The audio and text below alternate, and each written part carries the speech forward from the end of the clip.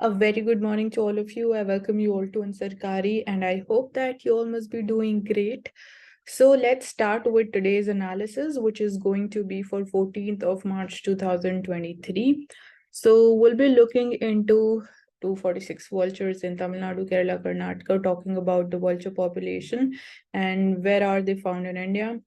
Apart from that, a reality check for the foreign universities regarding fees, placements. They are the key thing to their success in India. So we'll be looking into these topics further as we move on in the analysis video.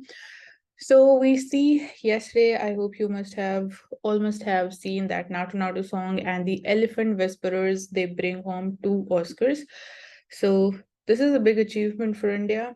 And apart from that, this is the first time that 2 India-made productions they have bagged the cinema's world's biggest prize. So you know that Oscar is the world's biggest prize when talking about cinema. And apart from that, the Elephant Whisperers, it is like exploring the bond between humans and abandoned elephant calf in Tamil Nadu's Muddumalai Tiger Reserve, and this is India's first win in the documentary short category. And Natu Natu song has won in the category of the original song. So that is there and a big achievement for us. And CGI refers the petition on the same-sex marriage to the Constitution bench. So this issue is in news, and we've talked about the Special Marriage Act also, what are like the features, the characteristics of the act before. So the court, it lists the case for the final arguments on 18th of April, and hearing will be live streamed in the public interest. And obviously, this would be promoting more transparency when we're talking about live streaming. And adopted child of a lesbian or a gay couple does not necessarily have to be lesbian or gay, says the Chief Justice in response to concerns raised by the government regarding the same. So this is one thing, and Parliament will have to see what would be the psychology of a child who has seen either 2 men or only 2 women as parents. That's important. So growing up with lesbian or gay parents will not necessarily make a child lesbian or gay, and the Supreme Court observed this as it confronted the government's concern about the psychological impact the same-sex marriages may have on children. And Chief Justice of India, he referred all the petitions seeking legal recognition of the same-sex marriages to a constitution bench, but took time, and that is to soothe the government's anxiety about how much a move would affect the Indian social ethos.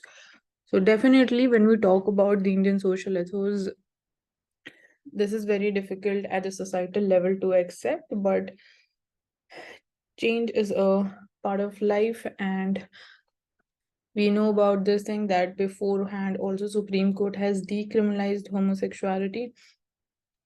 So changes are important, and it is important that we accept the homosexuals in the Indian society, because when we talk about their fundamental rights, they cannot be violated. So Parliament, they will have to examine, Parliament will have to see what would be the psychology of a child who has seen either 2 men or only 2 women as parents. So what would be the psychology of a child who is not reared by a father and a mother? And Parliament will have to debate whether we would like this institution to be recognized in view of our social ethos. And globally also, when we talk about different countries, so even some are there which are recognizing homosexual couples, which are legalizing the homosexual marriages.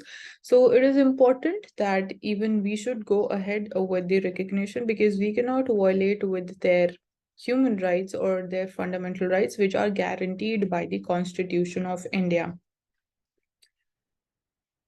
So this matter goes to the now Constitution bench. So they'll be debating around this and whether the same-sex marriages, they should be legalized and recognized under the Special Marriage Act or not. Retail inflation still stays above 6%, and for this, we know that we've been having a tight monetary policy.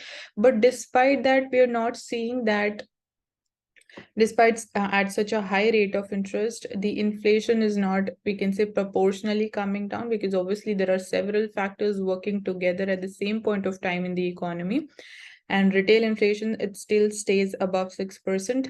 So when we talk about the safe tolerance limit for inflation that has been set by RBI, that is between 2% to 6%, and the exact target is 4% when we're talking about the inflation target.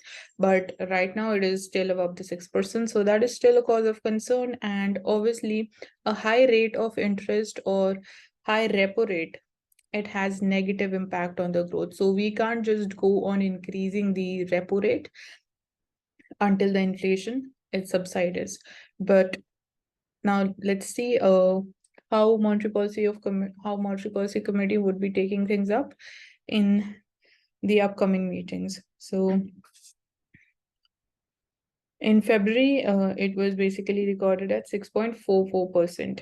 So virtually it has unchanged from 6.52% in January. So we can say that there was only a marginal fall when we compare the figures with January 2023. And the economists, they expect the central bank to raise the interest rates again in its April monetary policy review. So this is the expectation as per the economists and experts. And we have already talked about this issue also, which is basically regarding the migrants. So attacks on migrants in Tamil Nadu. So Bihar police is in hot pursuit of mastermind in the fake video case. So it has been alleged that that the fake videos, they were shot in Bihar, and we know that this whole issue is because of fake news which is circulating in social media, which created fear in the minds of migrant population working in the state of Tamil Nadu. So the economic offenses unit of Bihar police is hot on the trail of Manish Kashyap. So this is a person responsible who's a YouTuber who is the alleged mastermind in cases lodged in the connection with the sharing of fake videos of alleged attacks on migrants from Bihar in Tamil Nadu. So here the role of state government comes in, and apart from that, these states like Bihar and Jharkhand, they also played an important role in calming down the minds of the migrant population.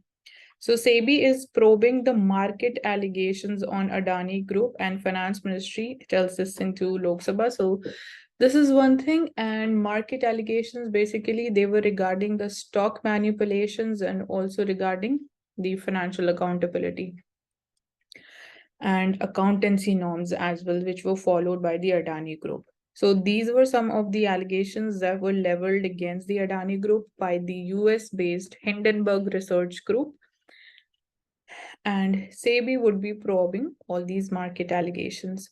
However, we see that after steep fall in the Adani stocks, they are again reviving back. So this was a short-term incident, and we know that Hindenburg Research Group is it's a research firm basically which earns profits by taking a short position. So short position basically means that whenever you expect a stock prices of a particular company to fall, you first sell the stocks, and then later on when they fall, you buy them, earning a profit.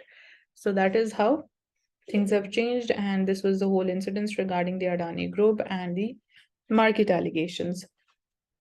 And in this context, also, you should be knowing about what do we mean by insider trading, because that thing also remains in news. And there have been many cases in India regarding insider trading as well.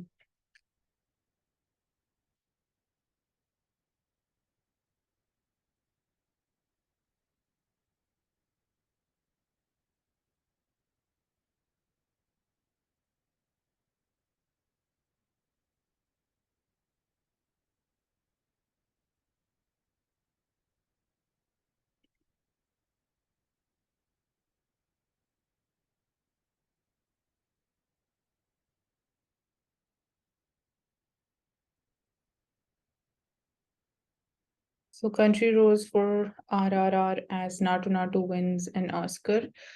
And describing the win as exceptional, Prime Minister congratulates the entire team for the global honor. And even Andhra Pradesh Chief Minister among the political leaders who joined the Telugu film industry in hailing the winners.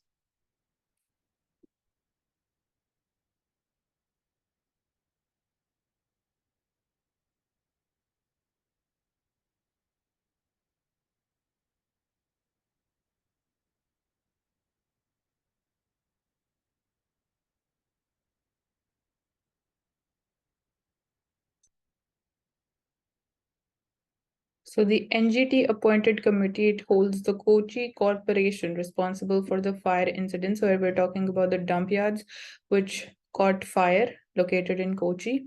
And the when we talk about the short-term solution, so Indian Air Force helicopters were used. They used to spray water on the site where the fire was caught. And apart from that, we've also talked about what can be the long-term solutions for it. So this we've already discussed in the previous analysis video, so you can have a watch. Coming to the editorial page. So a chance for India to shape a data governance regime. So we know that, and again, this topic remains in news. So continuing with that, so in recent years, India has made great strides in its digital strategies and data governance, and India has embraced technology and digitalization to drive the economic growth to improve the lives of its citizens. So we saw that majorly because of the COVID-19, and after that also how basically digital transactions, they exponentially grew in economy, and one of the major one was through the UPI payments. So that is, we can say that was one of the positive impacts of COVID-19 for India. So as a country, it continues to evolve. It must also ensure that its digital strategies and data governance, they needs to be inclusive, transparent, secure, and conducive to sustainable development. So all of these are the keywords. So that's how our digital strategies and data governance must be shaped and must be planned. Apart from that, here, C is talking about the UPI payments. So definitely, we have seen how they have played an important role during the COVID-19. So talking about DAPA and the related concerns. So DAPA is India's data empowerment and protection architecture. So it is a consent management tool that has generated both excitement and concern among the stakeholders. So on the one hand, we see the DAPA, it has the potential to improve the data protection and privacy for the citizens by giving them greater control over the use and sharing of their personal information. So in all, we can say that citizens को power मिलेगी through DEPA, that is data empowerment and protection architecture, जिसमें citizens they can have a control and जिसमें वो अपना जो भी उनका personal data है वो उसको use कैसे करेंगे, वो उसको कैसे share करेंगे, वो सारी power would be there with the citizens. So this is one positive of it. And by allowing the citizens to easily manage and control their data consents, DAPA could help to build trust in the digital technologies and data governance. So obviously लोगों के mind में fear रहता है कि उनका personal data है and this needs to be safe and secure. So इस तरीके से जो citizens का trust है in digital technologies and data governance वो increase होगा. So however, there are also risks which are associated with DEPA. So talking about the risk associated with it, particularly there is the risk in terms of the security and privacy. So definitely it would be empowering the citizens and citizens को power मिलेगी in terms of sharing या फिर खुद citizens decision ले पाएंगे कि उनको अपना data कैसे use करना कैसे share करना, but concerns they are related to the security and privacy of data. So the consent management tool that is not properly implemented or managed, there is a risk that personal information could be misused or misappropriated. So obviously अगर कोई भी हमें technological lapse दिखा in DAPA, that is data empowerment and protection architecture, so जो data that would be stored that can be misused or misappropriated, so वो risk बहुत ज़्यादा है. So it is very important given हम ये भी देख रहे हैं at the same time कि cyber security attacks कितने ज़्यादा increase हो रहे हैं. So it is very important to maintain the protection of data जो भी DAPA में store किया जाएगा. So additionally, there are concerns that implementation of DAPA, it may be inconsistent across different sectors and jurisdictions, which could undermine its effectiveness and create confusion among the citizens. This is one of the expectations we're expecting, and this is not the reality. So जब हम implementation की बात कर रहे हैं, so there are different sectors and different jurisdictions. So अगर हमें इस चीज को success बनाना है, if we want to make it much more effective and safe and secure, so सबसे important चीज है कि it is uniformly implemented across all the different sectors जहाँ पे भी it would be useful.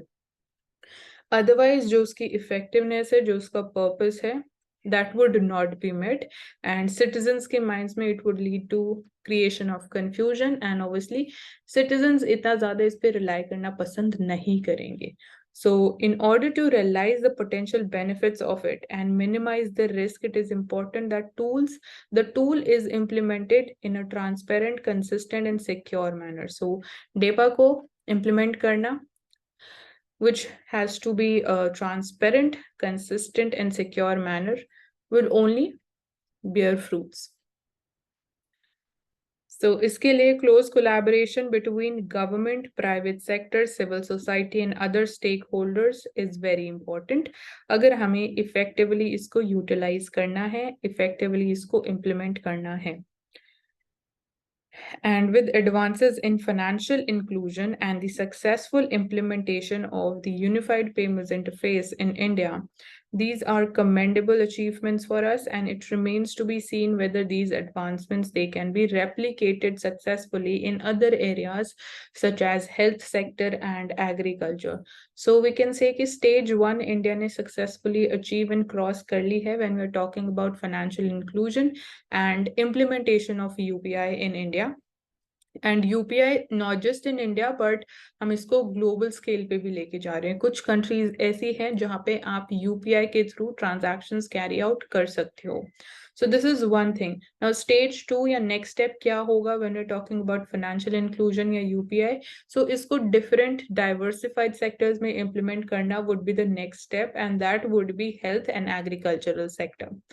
So that is one thing, and obviously agricultural sectors में farmers की, when we're talking about their efficiency, their productivity, and obviously they would be easily making the payments. But उसके लिए सबसे पहले it is important कि उनके अंदर awareness हो, उनको technology को use करना आता हो. That would become much more important. Similarly health sector में भी जो post data है उनको ये knowledge and train करना would be important, and efficiency increase हो जाएगी. जो उनकी cost है that would reduce, क्योंकि digital transactions obviously कहीं ना कहीं cost को कम करने में भी help करते हैं. So that would be one thing. And again कुछ concerns फिर हैं यहाँ पे that relate to security and privacy on the one hand, and second is क्या इंडिया में इतना infrastructure है, क्या connectivity है and availability of skilled human workforce जो इस चीज को successful बना सके when we are talking about stage 2 in terms of financial inclusion. So in fronts पे काम करना is very important. However, when we talk about the capital expenditure by the government, so इस साल के यूनियन बजट में we saw कि major emphasis था on capital expenditure. So वो कहीं ना कहीं infrastructure connectivity and availability of skilled human workforce पे हमें कहीं ना कहीं help जरूर करेगा. And कुछ और concerns जो हम already बात कर चुके हैं, that is the potential misuse of the data and information in these sectors. So security of data, उनका safe storage is very, very important. And another issue is that of the ownership and the governance of data generated and collected in health and agriculture. So कौन उस data का owner होगा and उसको आप कैसे उस data को govern करोगे, जो भी health sector, agricultural sector या बाकी sectors में जहाँ पे it would be implemented, how that would be governed, basically governed, and what are the rights of the data providers. So कुछ questions again यहाँ पे rise होते हैं कि जो data providers है, जिन person या जिन citizens का वो data है उनकी क्या rights रहेगी, because ultimately it is their data, and what are the responsibilities towards them.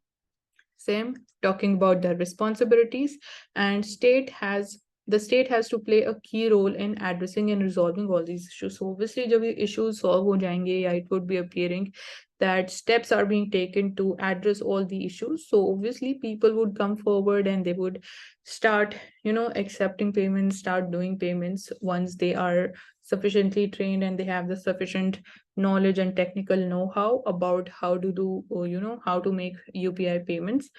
So that is one thing. And when we talk about the issue of data sovereignty, So data sovereignty, it has become an increasingly important issue. Definitely, it is one of the most important issue. And the term data sovereignty, it refers to the principle that a country has the right to control the collection, storage and use of data within its borders, and also to the informational self-determination of citizens over their data. So जब हम data sovereignty की बात करते हैं, सबसे पहले obviously इस term का meaning क्या होता है, इसकी clarity होना is very important. So data sovereignty is basically एक principle है जिसमें एक पर्टिकुलर कंट्री के पास सारी कंट्रोल करने की rights over data collection, data कैसे स्टोर होगा एंड उस डेटा का usage with in the borders, that would be the right of that particular country, because obviously जो डेटा जनरेट किया जा रहा है that is being generated from that particular country. So चाहे वो कलेक्शन हो, स्टोरेज हो और यूसेज ऑफ डेटा हो, वो सारी राइट्स हैं of that particular country. And also जो सिटीजन्स हैं उनको इन्फॉर्म रखना about their self determination over their particular data is again very important, and this is also part of data sovereignty. So this is the meaning of data sovereignty. And apart from that, India's establishment of India Data Management Office. So we have set up this office which is India Data Management. So obviously naam se it is very clear that it would be regarding and it would be concerning the management of the data. So this is a step forward in the country's journey towards data sharing and data governance. Definitely, this is a step forward in this right direction. And iske through, it is expected to oversee and coordinate the implementation of India's digital strategies and data governance framework, and to ensure that these efforts, they are aligned with the country's values and priorities. So obviously, this would be helping us in a positive manner regarding सारी चीजें जो भी data management से related है, and ensuring the security at the same time. And at the same time, this is a great opportunity for India to develop solutions that can be adopted and adapted in other countries also. So obviously, जैसे कि मैंने बात करा कि UPI payments भी हम global scale पे लेके जा रहे हैं. सो इंडिया के लिए it is the right time कि कुछ ऐसे सॉल्यूशंस जो हम लेके आ सके जो इवन बाकी कंट्रीज को हेल्प करे. So that would be great. And यहाँ पे हम बात कर रहे हैं open source and open innovation models की. They can play very important role, and this is one thing. So आप इसका मीनिंग फाइंड आउट करोगे कि ओपन सोर्स या ओपन इनोवेशन से हम क्या क्या अंडरस्टैंड करते हैं. And talking about the middle way, so for example, here talking about the sharing of the sensitive personal or financial information that can be harmful to individuals and society as a whole, as it may lead to discrimination, exclusion, and unforeseen negative consequences. So therefore, it is important for India to navigate a middle way between the restrictive data sovereignty and limitless data flow, and define which data for which purpose it can be shared and it can be used by whom. So ये चीजें, it is very important कि इन चीजों के ऊपर हमारे पास 100% clarity हो. Otherwise जो भी लूप होल होगा उसको मिसयूज किया जाता है एंड किया जाएगा, बिकॉज यहाँ पे we are talking about data security. So अगर डेटा का मिसयूज होने लग गया, ऑब्वियसली उसके बहुत ज्यादा नेगेटिव कॉन्सिक्वेंसेज हो सकते हैं. बी इट, ऑब्वियसली हमें पता है कि सोशल मीडिया के टाइम में न्यूज कैसे या फिर चीजें कैसे वायरल हो जाती है, एंड उसके क्या कॉन्सिक्वेंसेज होते हैं. इसका बेस्ट एग्जांपल अभी के टाइम में वी आर सीइंग कि migrant population in Tamil Nadu fake news की वजह से कैसे लोगों के माइंड में फियर क्रिएट कर सकती है. So it is very important कि मिडल वे फाइंड आउट करना, इंश्योरिंग जो भी सेंसिटिव पर्सनल इंफॉर्मेशन है या फाइनेंशियल इंफॉर्मेशन है दैट रिमेन्स सिक्योर, एंड उसके बेसिस के ऊपर कोई डिस्क्रिमिनेशन ना हो सोसाइटी में. सो उस चीज के लिए मिडल वे, बेसिकली हम क्या बोल रहे हैं कि मिडल वे मतलब कि रिस्ट्रिक्टिव डेटा सोवरेनिटी जरूर रहेगी उस पर्टिकुलर कंट्री के पास, जो राइट्स है कंट्री के पास, but at the same time हमें ये भी इंश्योर करना है कि जो डेटा फ्लो है that is limitless. At the same time, data को डिफाइन करना इज ऑल्सो इम्पोर्टेंट कि डेटा होता क्या है एंड किस पर्पसेस के लिए उस डेटा को यूज किया जाएगा, एंड कैसे उसको शेयर किया जाएगा, किसके साथ उसको शेयर किया जाएगा, इसके ऊपर क्लैरिटी होना is very important. So in doing so India must respect and protect the fundamental right to privacy with a robust data protection law and balance the interest of all the stakeholders. So we have this fundamental right which is right to privacy. So यहाँ पे आपको supreme court judgement के बारे में पता होना चाहिए. कौन सी जजमेंट थी जिसमें right to privacy was upheld, and apart from that जो डिफरेंट स्टेक होल्डर्स हैं उनके सबके इंटरेस्ट को बैलेंस करके आगे चलना would be important. So stakeholders is government, state governments, union government, different businesses जो इंडिया में ऑपरेट कर रहे हैं, एंड सिटीजन्स जो इंडिया सिटीजन्स हैं for the goal of sustainable development would be very important. So this is another thing that we can talk about, the middle way, क्या होना चाहिए. So this is point 2, and definitely it requires development of clear, transparent and accountable data governance policies and regulations. So we are also coming up with a data protection law, but abhi that is a bill and abhi wo law nahi bana hai. So once it would be passed by the parliament, it would become a law. So in conclusion, what can we say?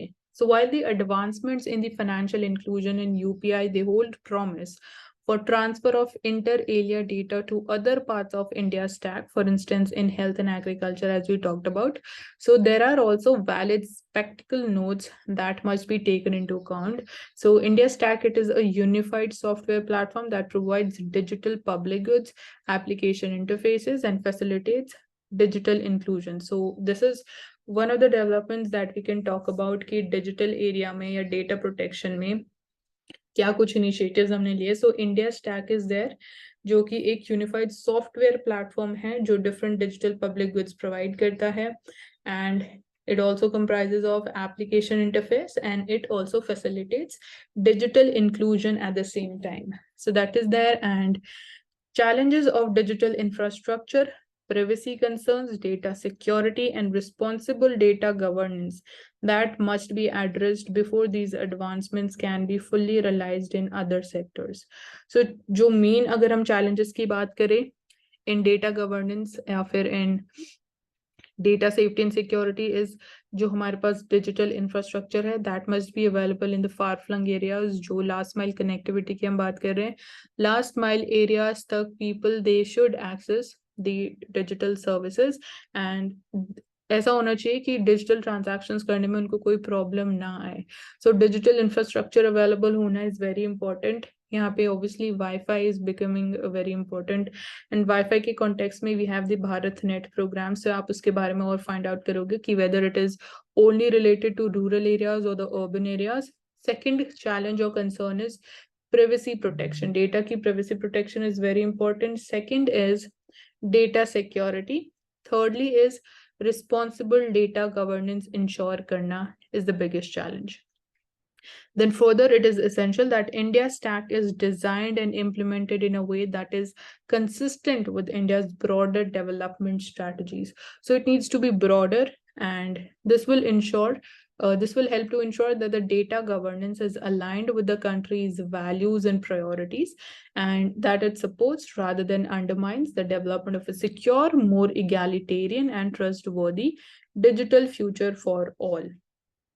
So this is in the bottom line we can say कि जो भी हमारा basically हम यहाँ पे India stack की बात करें या जो भी हमारा data protection bill आने वाला है, that needs to be much more broader, because the way technology is changing today and different roles of technology that we talk about and that they are emerging, so it is very important कि it all needs to be secure, and at the same time discrimination को promote नहीं करना चाहिए. So society and rights, they must be egalitarian, equal and trustworthy digital future for all. So that is there, and in this India has a unique opportunity to develop and implement a data governance regime that can become a model for other countries. So ऐसा digital data governance regime होना चाहिए India में कि जो बाकी countries को भी inspire करे and बाकी countries के लिए भी एक proper and perfect model बन सके. So that is all about the data governance regime. कैसा वो होना चाहिए, क्या challenges हैं, क्या कुछ initiatives इंडिया ने लिए हैं.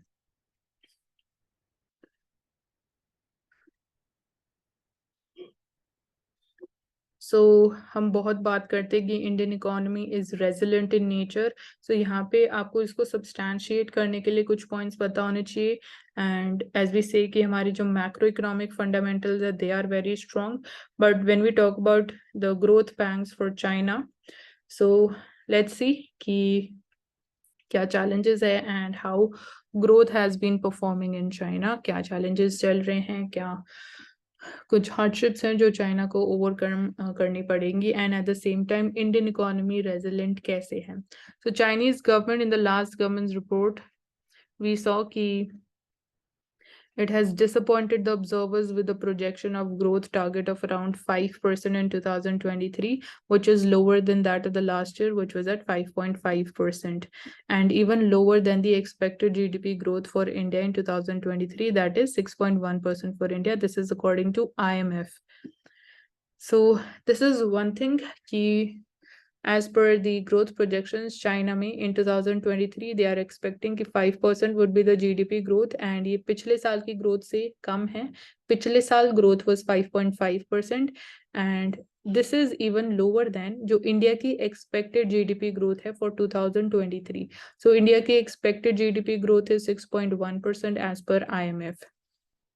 And this is all the more surprising if one considers that India is benefiting from the positive impact of the country's reopening after COVID-19 lockdown. So while China should benefit from its reopening only this year. So this is one thing, but despite that, we are seeing कि Indian economy की जो growth projections हैं, they are much higher than China.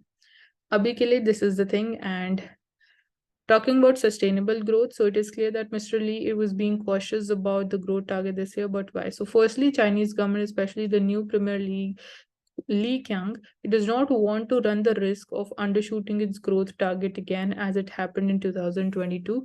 So this is one concern कि अंडरशूटिंग of growth target वो फिर से नहीं इस रिस्क को लेना चाहते हैं जैसा कि 2022 में हुआ with China. And even if consumption is recovering, so recently we saw कि Chinese economy it has been reopen, जो कैपिटल मार्केट थी वो रीओपन हुई, and even if the consumption that is recovering, external demand remains weak, and it is hard to know whether the private investment will indeed rise. It would rise given the doubts about the role of the private sector in the Chinese economy, as well as the increasingly cautious sentiment being expressed by foreign investors. So foreign investors will be cautious regarding their investment decisions. Secondly, external demand अभी weak है, and consumption however recover कर रही है, but जो बाकी factors है they are weak. And again it is very difficult to know कि private investment will, whether it would rise in future or not, क्योंकि there are certain doubts about the role of private sector in the Chinese economy. So ये कुछ concerns है when we talk about the Chinese economy and its growth. For the real estate sector, that is also dragging down the growth. So this is also having a negative impact on the growth. So this is there, but beyond 2023, the government's push for a structural shift of the Chinese economy is still on the way. So Chinese economy, they are trying and they are focusing upon the structural shift of their economy. And कुछ सालों से we are seeing कि tighter regulatory measures they have been introduced to contain the financial risk and achieve more social objectives such as green economy, food security, because as we are seeing that population is increasing, so food security is one of the main challenges. Climate change की वजह से we are seeing, so green economy maintain करना and achieve करना, कुछ ऐसे decisions लेना कि environment के ऊपर negative impact ना हो, and जो already चीजें हो चुकी हैं उनको कैसे मिटिगेट करना, उनको कैसे कंट्रोल करना आने वाले टाइम के लिए बहुत ही इंपॉर्टेंट है अगर हम सस्टेनेबल ग्रोथ की बात करते हैं तो। So that is there. So they are basically Chinese economy, obviously हमें पता है कि वहाँ पे कितने tighter regulatory norms and measures हैं, so that is there. And apart from that job creation and foreign investment की अगर हम बात करें, so again, such a backdrop कि job security is one of the most important objectives of sustainable growth narrative, which is enshrined in a higher target for new jobs compared to what it was in the past years. We are seeing that the revision of the employment target reflects that the government's concern about the job market, especially the young workers, That is, the unemployment rate has reached almost 20% in spring 2022. So we are seeing कि in China, job security के context में there are challenges. At the same time, unemployment is also increasing, so that is a concern for them.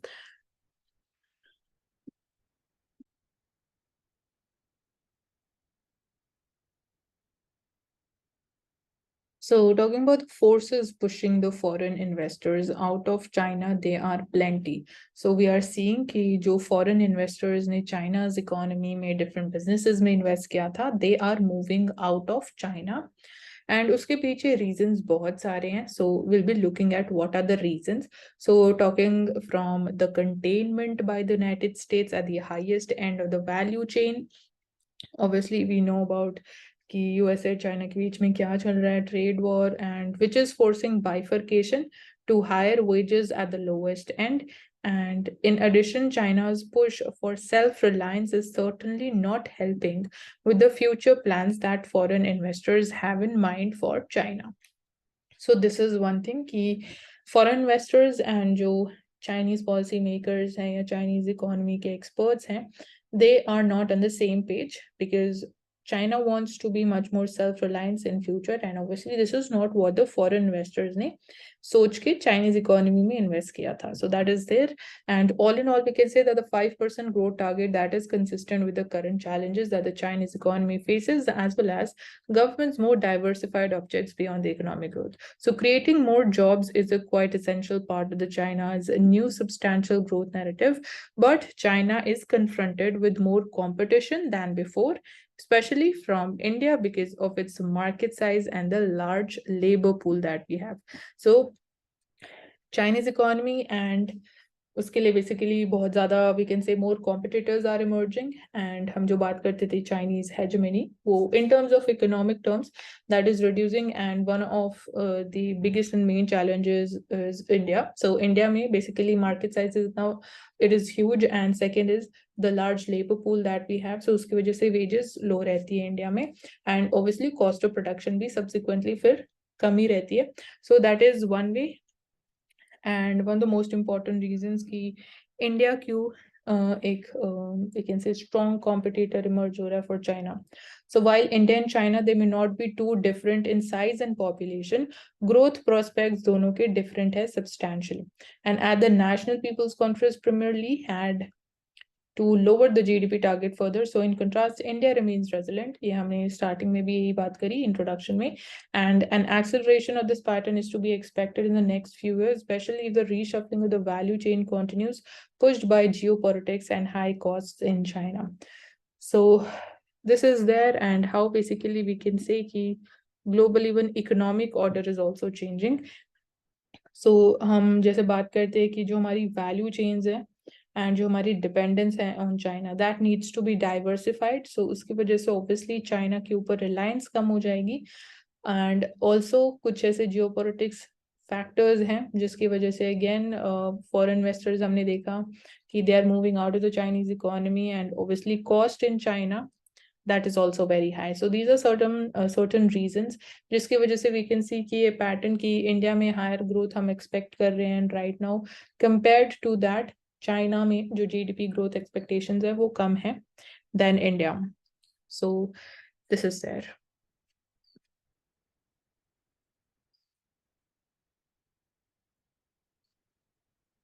So talking about a reality check for the foreign universities, recently हमने देखा कि 2 Australia की universities है जिन्होंने decision लिया है to set up their campuses in India, and that is going to be the very first foreign universities जो India में आने वाली हैं.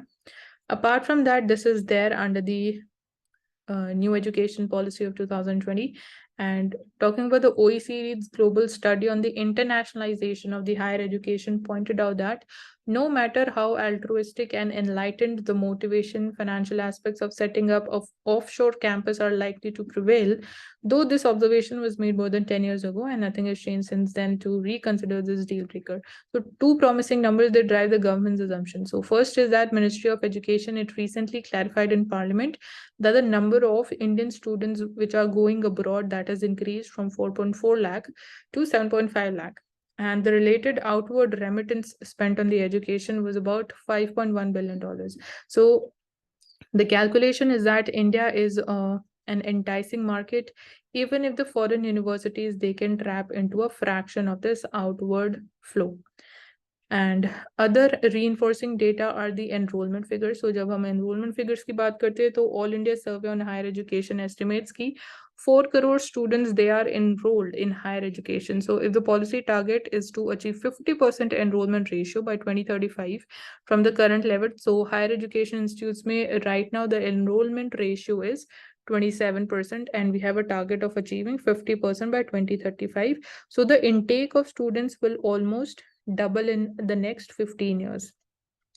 And much of this is expected to happen in the private institutions, which currently accommodate only about a quarter of the enrollment. So आने वाले जो हम expect कर रहे हैं, जो higher education में enrollment होगी, वो specifically private institutions में ज़्यादा होंगे. So that is there, and this is one of the opportunities कि foreign universities India में इस opportunity को tap कर सकते हैं. So talking about the fees and the cost, so numbers appear good on paper, but how will they play out on the ground? ये एक पूरी different चीज है. And one way to find out is to ask how the foreign universities they will position themselves in terms of the fees and costs. So obviously ये भी एक important factor रहेगा जहाँ तक कि हम enrollment की बात करते हैं किसी भी particular institution में. And furthermore, they have to offer services on par with what they offer at home. So one of the key conditions of the University Grants Commission and a necessity for branding. So obviously जो भी foreign universities अपने campuses set up करना चाहते हैं India में, वो उनको it is very important कि वो वही सर्विसेज ऑन पार जो उनकी क्वालिटी है वही वो इंडिया में प्रोवाइड करे जो वो अपने होम कंट्रीज में प्रोवाइड करते हैं. एंड ये एक कंडीशन भी रखी गई है by the university grants commission. So this is obviously very important from the perspective of quality and even branding. So that's there. And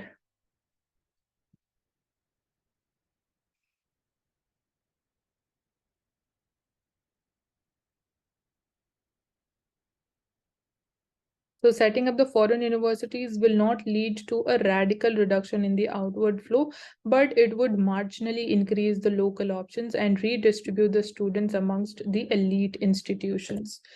So जैसे कि हम बात कर रहे हैं कि इंडिया में से specifically for the higher education students they move out of India. And इस डिसीजन की वजह से या इस स्टेप की वजह से इस चेंज की वजह से कि फॉरेन यूनिवर्सिटीज इंडिया में अपने कैंपस सेटअप करने के लिए दे आर कमिंग फॉरवर्ड. सो इसकी वजह से वी आर नॉट एक्सपेक्टिंग कि कोई रेडिकल या बहुत बड़ा रिडक्शन आएगा in terms of the number of students which are moving out of India. But ये बेसिकली जो हमारे पास इंडिया के अंदर ऑप्शंस हैं वो इंक्रीज हो जाएंगे and it would in a way lead to redistribution of students amongst different elite institutions. So that's there.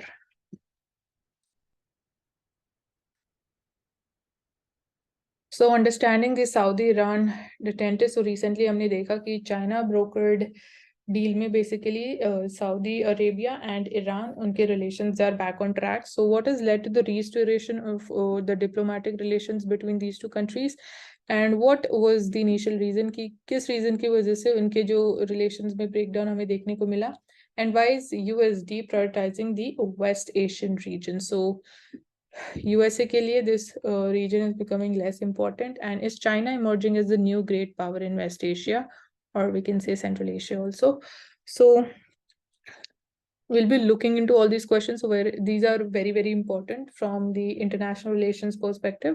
So towards the new dawn, so two of the West Asian major powers, Iran and Saudi Arabia, they have agreed to restore the diplomatic relations in an agreement which was brokered by China.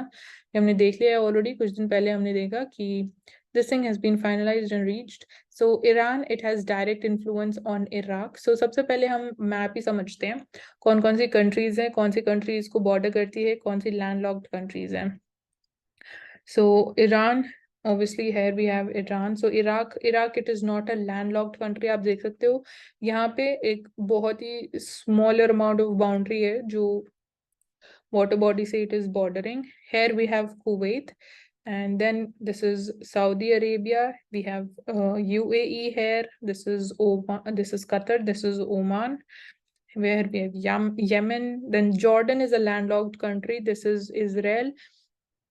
Syria, Turkey and Egypt. And obviously Syria और Turkey में जो earthquake की वजह से भी region news में है. Apart from that, Israel Palestine का issue हमेशा news में ही रहता है. Here we have Lebanon. So इस पूरे area की geography समझना is सबसे पहले it is one of the most important thing. And ये भी पता होना चाहिए कि इराक कौन सी कंट्रीज को बॉर्डर करता है, ईरान कौन सी कंट्रीज को बॉर्डर कर रहा है, सऊदी अरेबिया. सो ये सारे क्वेश्चंस, इस टाइप के क्वेश्चंस भी आ सकते हैं. एंड लैंडलॉक्ड हमने देख लिया कि only Jordan is one country जो लैंडलॉक्ड है. बेसिकली वो किसी भी वाटर बॉडी के साथ अपना बाउंड्री शेयर नहीं कर सकती है.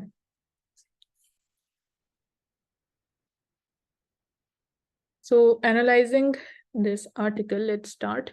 So Saudi Arabia and Iran, these are two of the West Asia's major powers, so that have been at odds with each other for decades, agreed to restore the diplomatic relations last week, and this agreement was brokered by China. So सबसे पहले जो हम जब ये questions ही पढ़ रहे थे तो हम देख रहे हैं कि USA is moving out of this region and China के लिए एक opportunity बन गई है. So China इसका advantage भी उठा रहा है. It is trying to increase its role in West Asia. And the rivalry between the two countries, Saudi Arabia and Iran, it dates back to pre-revolution Iran when they competed with each other for the regional dominance. So this is the reason जिनकी वजह से उनके diplomatic relations they broke down. And after the 1979 revolution, which brought down the Iranian monarchy and it turned the country into a Shia theocratic republic, sectarian and ideological flavors they were added to this mix. So before 1979, Iran was a monarchy, and uske baad, after this 1979's revolution, we saw that it was turned into a Shia theocratic republic. Sectarian and ideological flavors, they were also added to it. And in recent times, it had turned into a Cold War with both the sides supporting their proxies across West Asia.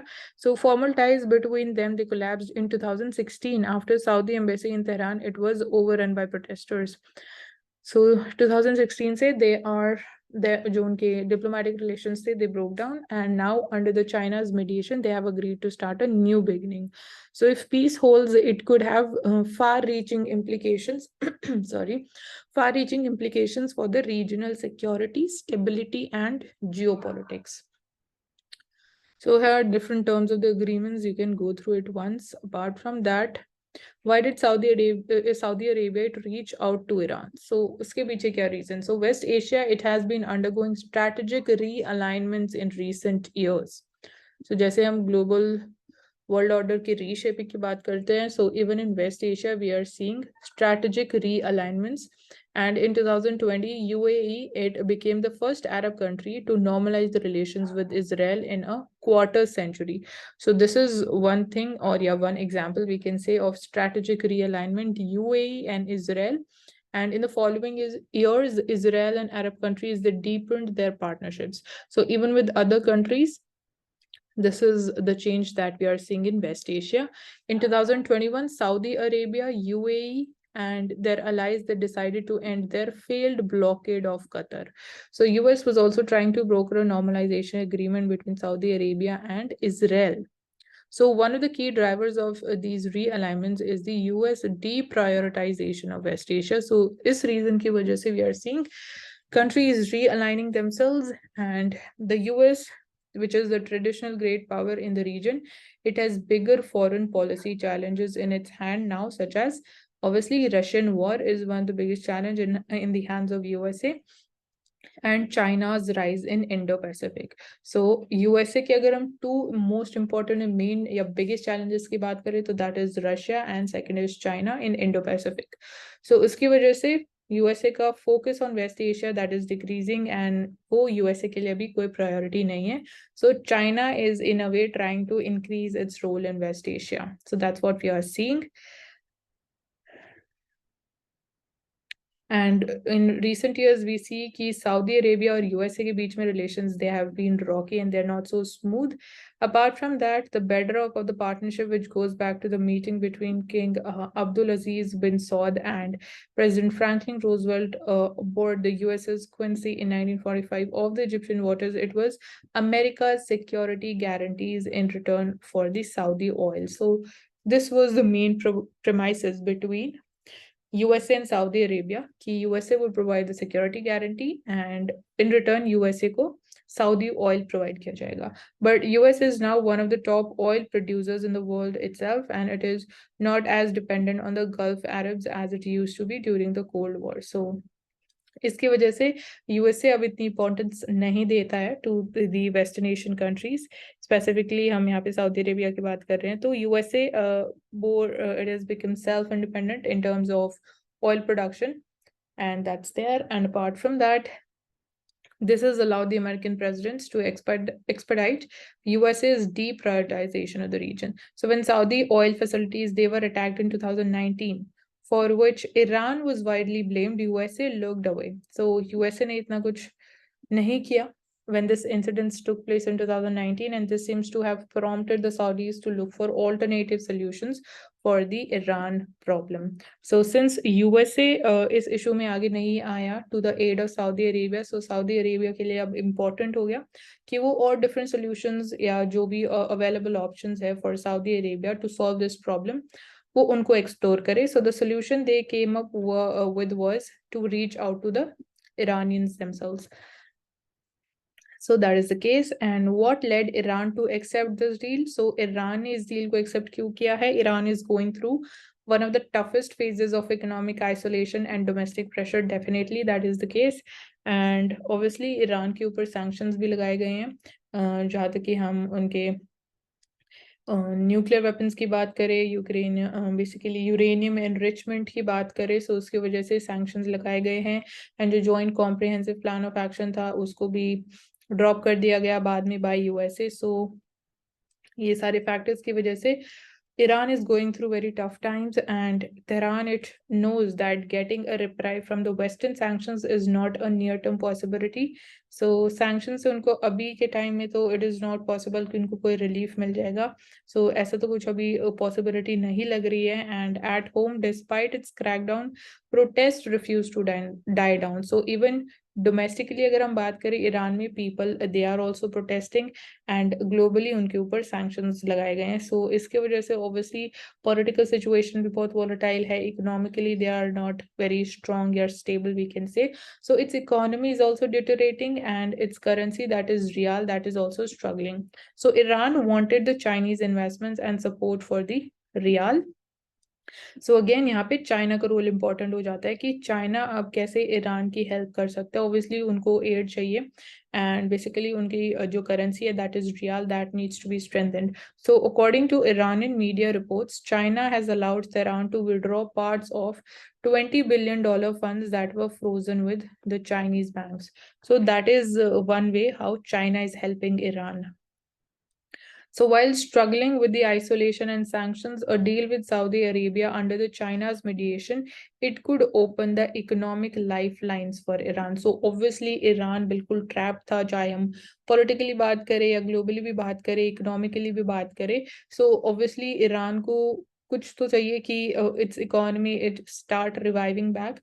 So this was the best thing जो Iran has grabbed, and this deal was brokered by China, so that was also one of the factors. And इनकी economic lifeline को reopen करने में it can play a very important role. So that's why Iran went ahead with this deal. And ultimately the main question कि China को क्या मिलने वाला है इस डील से, चाइना क्यों इतना ना आगे बढ़ चढ़ के it is trying to broker this deal between Iran and Saudi Arabia. So obviously कुछ interest होंगे जिसकी वजह से China came ahead. So unlike the US, which has a history of military interventions in West Asia, China comes with a cleaner record. So while the USA's ties with Saudi Arabia, they have faced headwinds in recent years, and it has hostile ties with Iran. So USA की बात करें तो Saudi Arabia and Iran दोनों के साथ ही it is not in good terms, whereas China it has a cleaner record क्योंकि USA का Western Asia में हमेशा एक military role रहा है. And apart from that, China it has warm ties with both the countries, Saudi Arabia and Iran. So it is leading buyer of Saudi Arabian oil as well, and is the largest trading partner of Iran. So that is the we can say the most important role of China. And this allowed China to use its economic leverage to bring both the parties closer together. So China has economic, regional, strategic interest in playing the role of a peace broker in West Asia. And definitely China is the world's largest oil buyer, and stability in the energy market is essential for its continued rise. And if detented between Saudi Arabia and Iran, it can offer some stability to West Asia in particular, and global energy supplies in general. China stands to benefit from it. So that's the case, and that's why China came forward and it is trying to increase its role in West Asia. And definitely अगर China का role increase हो रहा है इन waste Asia तो definitely उसके कुछ risk जरूर होंगे for other countries in the region. So it's a region which is prone to conflict. So obviously वहाँ पे अगर हम टेररिस्ट एक्टिविटीज की भी बात करें, अफगानिस्तान में we're seeing कि Taliban regime it is back in power. So obviously Western Asia का region it is prone to conflicts, and Saudi-Iran rivalry it is multi-layered. Multi-layered means economically, geopolitical and sectarian aspects की अगर हम बात करें, so different layers हैं. अगर हम Saudi Arabia और ईरान की rivalry की बात करें, so if the peace does not hold and old rivals they go back to their old ways, it would raise serious questions about both China's leverage and its capacity for sustaining its big ticket diplomatic initiative. So obviously जो China आने वाले time के लिए plan कर रहा है, so उसके लिए वेस्टर्न एशियन रीजन में पीस एंड स्टेबिलिटी होना is very important. And lastly, how does the USA look at this deal? So US officials, they have welcomed the reconciliation, and the public narrative is that the peace between two of the major rival powers in West Asia, it would help stabilize the region and benefit the global energy market, which is good news for everyone. So obviously it would be creating and it would be leading to more stability, and उसकी वजह से जो energy market है उस पर भी positive impact रहेगा in terms of the prices and also supply. So, but from a strategic point of view, अगर हम बात करें तो USA would be facing unpleasant questions about the agreement, क्योंकि Iran nuclear deal that is practically dead अभी, and USA wants Saudi Arabia to normalize ties with Israel also and put up a joint front against Iran. But we are seeing that Saudi Arabia now it has basically finalized this deal with Iran. So USA क्या चाहता था? USA चाहता था कि Saudi Arabia और Israel साथ में होके they stand up against or yeah they put up a front against Iran. But however, वैसी चीजें नहीं हुई, and even when it is deprioritizing this region, the USA would not like to lose its influence in West Asia. So obviously USA it is moving out of this region, but USA नहीं चाहेगा कि उसकी influence इस region में कम हो जाए. But as we are seeing कि China की influence अब increase हो रही है. But now when it looks at this region, it sees that an ally, that Saudi Arabia, it is drifting further away, a rival who it wanted to contain Iran, making new friends, and its global challenge that is China, it is spreading and deepening its influence in a region which the US had dominated since at least the Suez War of 1956. So that's how things are changing, how strategically things are being realigned in West Asia. कि USA, when it moved out, USA का obviously influence कम हो गया, but USA obviously वो नहीं चाहता था कि उसका इन्फ्लुएंस कम हो, and at the same time USA wanted कि सऊदी अरेबिया और इजराइल साथ में आके ईरान के अगेंस्ट रहे. But now we are seeing कि सिंस यूएसए मूव्ड आउट इसकी इन्फ्लुएंस कम होगी, so China stepped in, China ने अपना रोल इंक्रीज कर दिया, चाइना ने सऊदी अरेबिया और ईरान को साथ लेके आया है, and that's how we are seeing कि चाइना का role Western Asia may now it is increasing. So strategically also this is very important for us to understand, and economically though we are seeing कि China basically largest buyer है of Saudi oil, and energy market में basically this stability would be helping all the other countries जो इस region से अपना crude oil import करते हैं.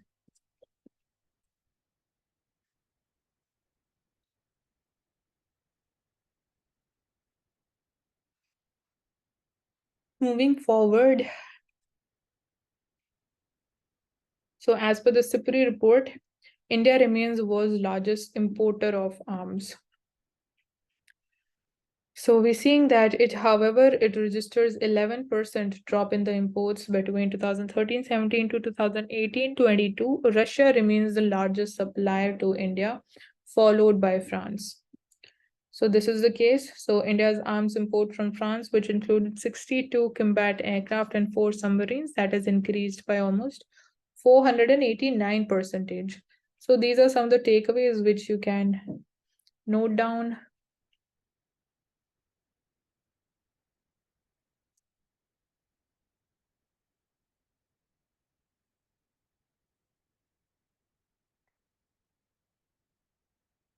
Talking about vultures, so 246 vultures, they've been spotted in synchronized survey in Tamil Nadu, Kerala, and Karnataka.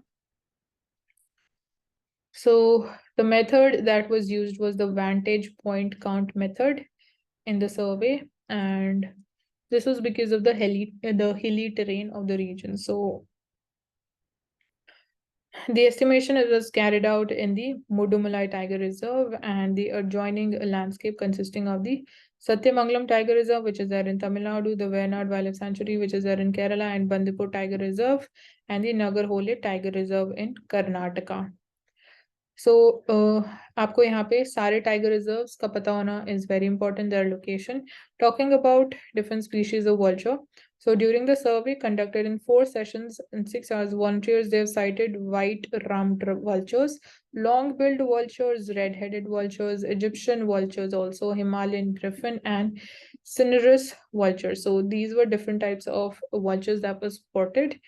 And what is this vantage point count method? It was chosen as a survey methodology, and it was divided into 100 grids and one vantage point, that is hilltop. So from each grid that was selected, and ease of accessibility was also considered as a criteria for this vantage point, and the current estimates, they cannot be considered a sign of healthy population. So this is one thing ki we cannot say ki right now when we talk about the vultures population, so that is one towards a healthy population. And basically we are saying ki vultures population is also declining. So increasing wild carcass availability was one of the major steps needed to be taken for vultures to thrive. And however, we say that one new vulture nest spotted in Satyamangalam Tiger Reserve, that was a good sign. So abhi right now the concern is their population is declining. So यहाँ पे what is missing is आप उनके IUCN status के बारे में find out करोगे, या फिर ऐसी कोई sanctuary जो बनाई गई है in different states, and कौन सी states में बनाई गई है, क्योंकि अभी बहुत limited number में that are there in India. So आप उनके names find out करोगे. Coming to the world page, UK says that Russia is an acute threat and China is an epoch-defining challenge.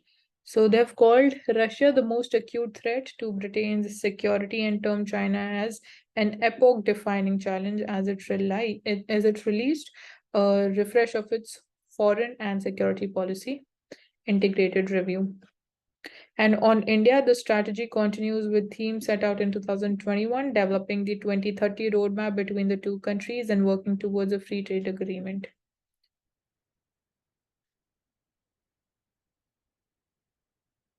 So Xi Jinping says that China will play an active part in the global governance. So अभी हमने बात किया in detail कि China का influence and role in Western Asia कैसे increase हो रहा है. Obviously Indo-Pacific region में तो है ही, how China is trying to assert itself, be it South China Sea, or creation and building of the artificial islands, and its pole of strings theory, and then it's China's debt policy. So basically China बस अपना role increase करना चाहता है, and strategically that is going to be a concern for other countries. So president calls for the military to build a great wall of steel while the new premier reaches out to the private sector as the NCP session concludes. But हमने Chinese economy के बारे में भी बात करी कि how foreign investors they are moving out, क्योंकि वहाँ पे कॉस्ट इज इंक्रीजिंग, वेजेस वहाँ पे बहुत ज़्यादा हाई है, एंड चाइना जैसे सेल्फ रिलायंस की बात कर रहा है, तो ओब्वियसली वो भी इन्वेस्टर्स के इंटरेस्ट में they are not on the same page. So in Cambodia, a battle for democracy and inclusiveness. So in this picture, you can see this is the Angkor Wat temple, which is there in Cambodia. And that is where we can say ki how it is related to India. Ye sari cheez is very important. How Buddhism was spread and if it was there apart from that, जो और भी बहुत important temples they are found in different economies. So that is there from the perspective of history, and trade ties are very important when we are talking about the Southeast Asian countries and the history related to that. So earlier this month, when a municipal court in Cambodia's capital, Phnom Penh, so this is the capital of Cambodia, they found their opposition leader guilty of treason and sentenced him to 27 years prison sentence. The international community and the rights group, they were quick to condemn this move. And USA said that it was deeply troubled by the conviction of the respected leader. So terming the ruling politically motivated, Human Rights Watch, a New York-based global rights watchdog, said that it was based on bogus charges. So Cambodia's general elections, they are scheduled to be held in July this year, and incumbent Prime Minister Hun Sen, who will seek another term in the coming election, has remained in position for nearly 40 years. So the current prime minister is there in the he's been as a prime minister of Cambodia for the last 40 years.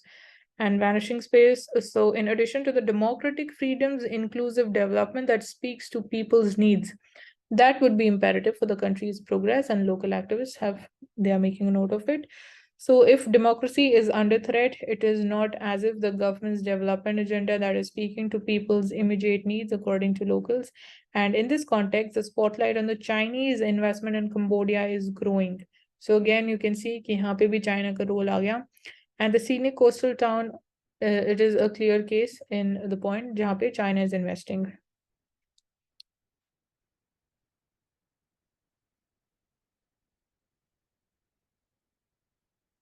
So the international gaze on Cambodia is centered on Chinese investment, and locals, they appear more concerned about the unbridled development that is detached from the people's needs than about who backs it. So India, which is currently engaged mostly in technical training and livelihood support, could do more to support the local entrepreneurship, a youth activist noted. So this is the current role that we can say in Cambodia's economy.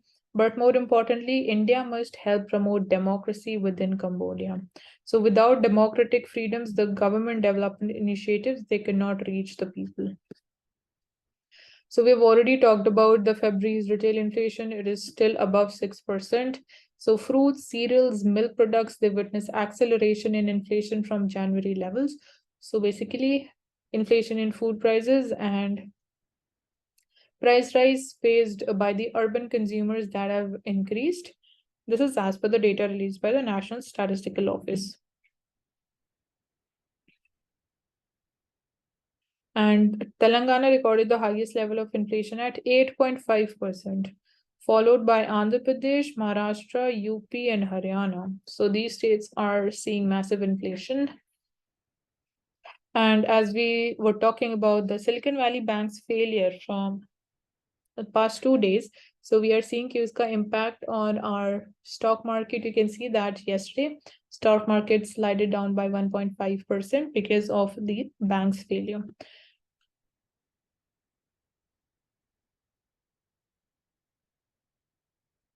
So we are we know कि Russia से हमारा जो crude oil का import है, that has increased massively.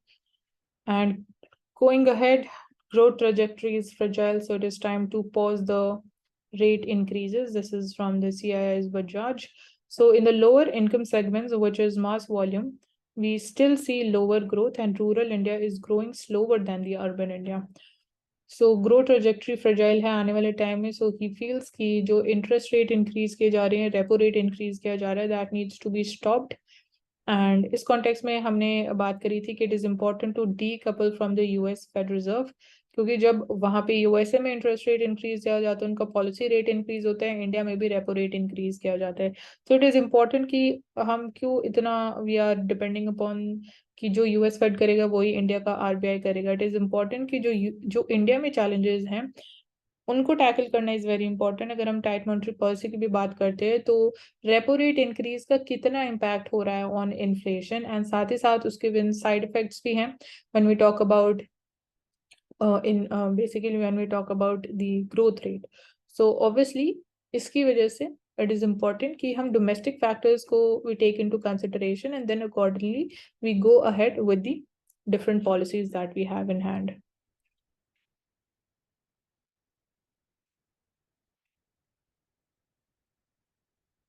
So coming to Mint, we'll be looking into why the local banks, they are insulated from the Silicon Valley banks ripples. So India के जो local banks है वो कैसे insulated है? Obviously हमें पता है कि Silicon Valley बैंक का जो main client है they are startups. So कुछ Indian startups है जिनका exposure है, otherwise obviously ये Indian economy पे या Indian startups पे इतना कोई major impact नहीं होने वाला है. This is what we are expecting as of now. So India की जो deposit insurance है that has been revised multiple times since 1962, and also Silicon Valley Bank कल ये news भी आ रही थी कि HSBC बैंक है that would be basically buying the Silicon Valley Bank. So they are in talks. Abhi, this is not finalized, but ऐसी news it was coming there. And apart from that, जैसे deposit insurance की बात कर रहे हैं, तो there is Silicon Valley Bank. Obviously, USA में the figure is $250,000 is the deposit insurance. So अगर आपकी deposits is up to this level या इससे कम है तो आपको पूरा पैसा वापस मिल जाएगा through this insurance. So India में जो deposit insurance है उसको multiple times revise किया गया है from 1962. And this graph is showing the ratio of the deposit insurance to per capita income. So India mein it is at 3%, and highest is in Mexico, then Romania, Portugal, USA, followed by India. Likewise, you can see. So the collapse of Silicon Valley Bank, it has caused ripples across the financial world, but it is unlikely to affect the Indian lenders. And there are few reasons why. So let's understand क्या reasons हैं. But stock market पे कल हमने impact देखने को मिला, and let's see आने वाले दिनों में कैसे it would be impacting the stock market particularly. Because obviously लोगों के माइंड में फियर हो गया कि अगर एक बैंक फेल हो सकता है तो बाकी बैंक्स की क्या हेल्थ है, जो बैंकिंग सेक्टर की क्या हेल्थ है, that is very important to assess, and that is there. So has India faced bank failures in the past or not? So India में क्या पहले bank failures हुए हैं या नहीं? So let's understand that. ये हमें पता होना is important. So India has definitely हुए हैं bank failures in the past, both independence से पहले and independence के बाद भी. So we saw the failure of Lakshmi Bank and the Palai Central Bank in 1960s, जिसकी वजह से government ने introduce की this Deposit Insurance Corporation Bill in 1961 to protect the depositors' money. So according to RBI, जब भी so DIC, it started its operation in 1960s. So 287 banks, they were registered as insured. So, but in the next 5 years, we saw that this shrank to 100 as RBI pushed reconstruction and amalgamation of small and financially weak banks.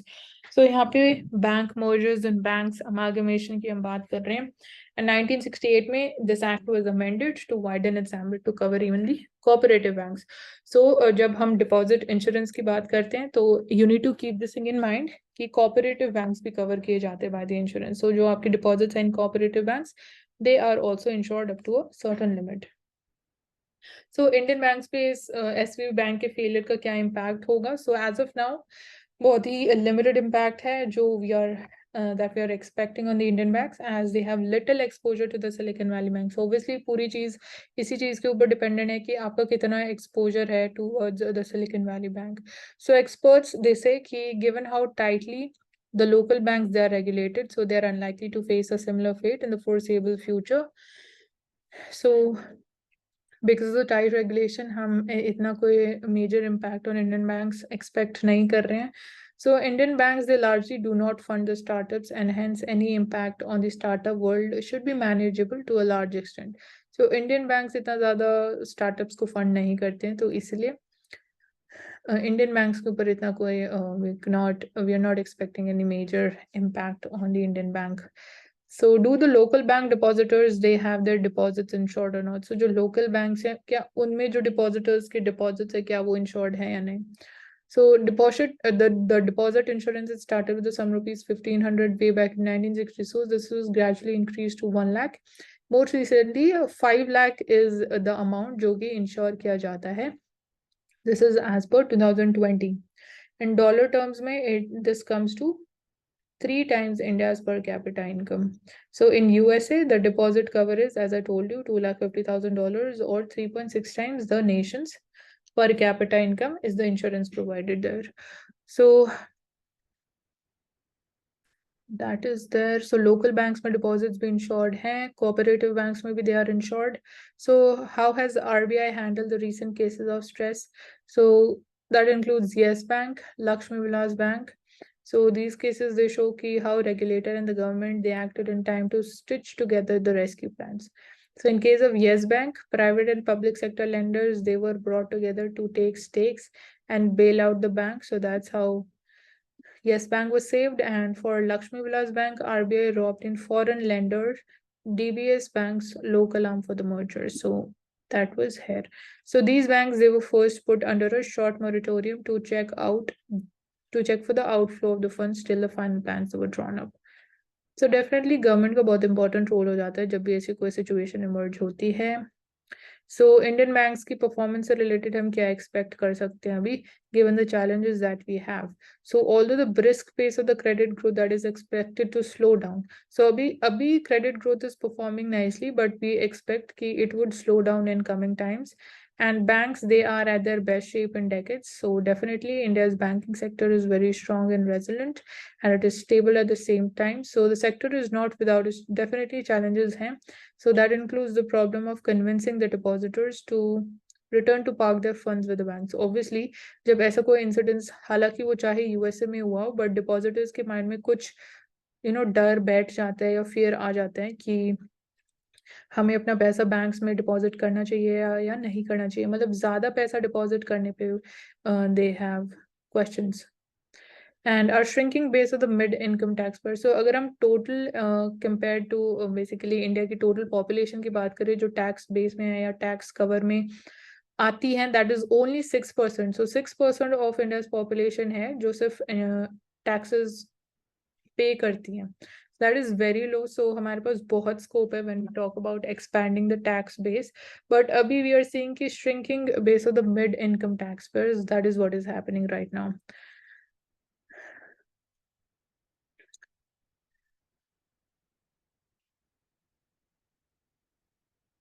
So moving to Financial Express.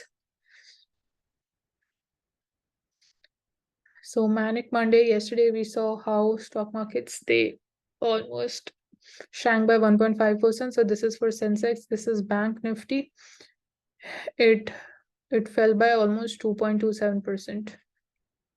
Still, CPI inflation is sticky at 6.44% in Feb, and April rate hike is near certain.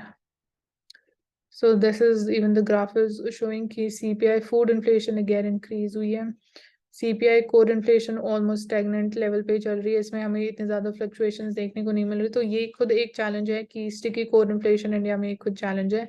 CPI inflation, this is in blue color, you can see above 6% level.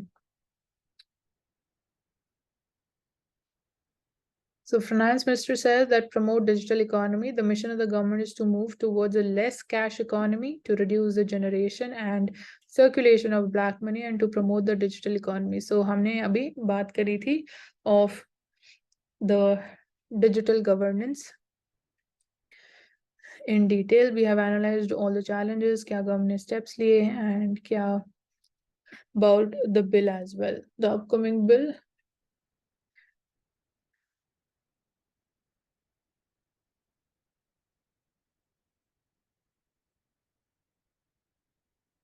So majorly inflation is because of the food inflation that we are seeing. So यहाँ पे आपको headline inflation के बारे में पता होना चाहिए. Headline inflation and core inflation क्या difference है दोनों के बीच में, ये हम बहुत बार बात भी कर चुके हैं, and this is not so difficult. So mustard prices are also falling and government would be procuring it. Apart from that, onion and potato prices के बारे में we already know how the prices they are crashing.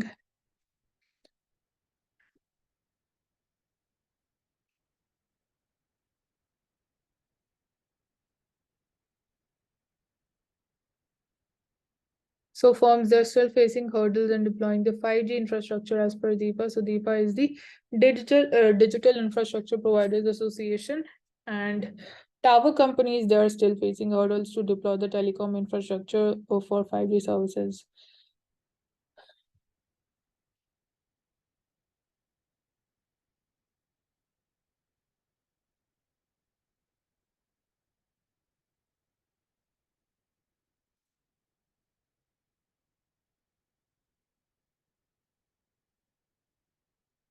So China's security focus, we must build the People's Liberation Army into a great wall of steel that effectively safeguards national sovereignty, security and development interests. So Chinese president says this.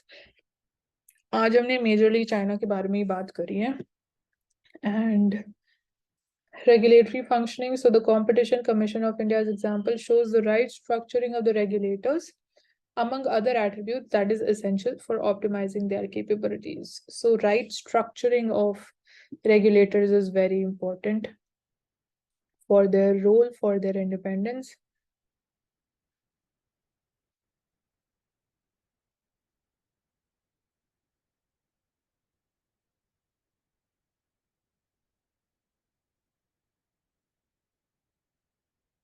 So reportedly, the combination notices they were piling up with the Competition Commission of India, as it did not have the requisite quorum since October 2022 to take a view on them. So the doctrine of necessity, it was invoked in Feb 2023 to address this issue for the time being. So when a third member is appointed, the issue will be resolved. So however, a sustainable solution requires addressing three structural limitations.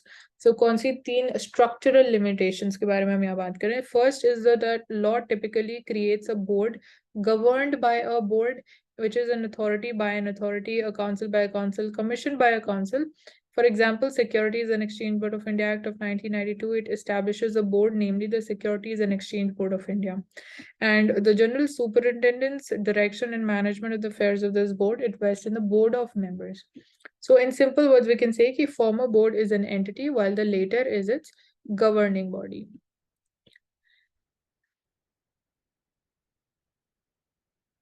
Second is the Act envisages that every decision on behalf of the Competition Commission of India that shall be taken by the Commission in a meeting, and this severely limits the capacity or the output of CCI to that of the Commission. And a regulator performs three sets of functions. First is quasi-judicial, quasi-legislative, and executive. So the statute, it generally specifies functionaries like a whole-time members and adjudicating officer and disciplinary committee to perform the quasi-judicial work. So it mandates that governing board to perform the quasi-legislative functions and to provide direction to the organization. It enables the governing board to delegate executive and the administrative tasks to different functionaries like secretary, executive director, chief general manager, likewise. And the third, it relates to the general fabric of these statutes. So most statutes, they have provisions which says that all questions which come up before any meeting of the commission, they shall be decided by a majority of the members present and voting. So statute, however, it does not spell out which questions to come up with, and many regulators, they have found that working solutions essentially because of their role envisaged in the respective statute. So ये कुछ structural challenges हैं.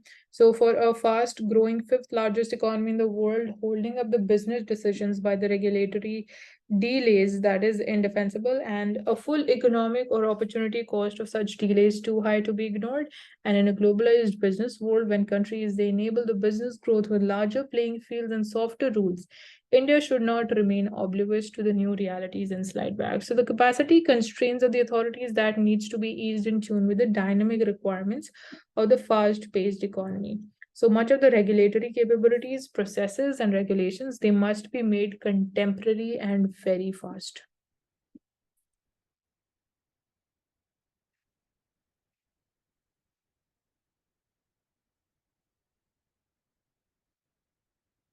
So that's all for today. Thank you for joining Ansarkari, and you'll be also getting the PDF link in the description box. Thank you so much for joining us. And if you haven't subscribed to the channel, please subscribe to the channel and hit the like button and share this video as well. Thank you so much.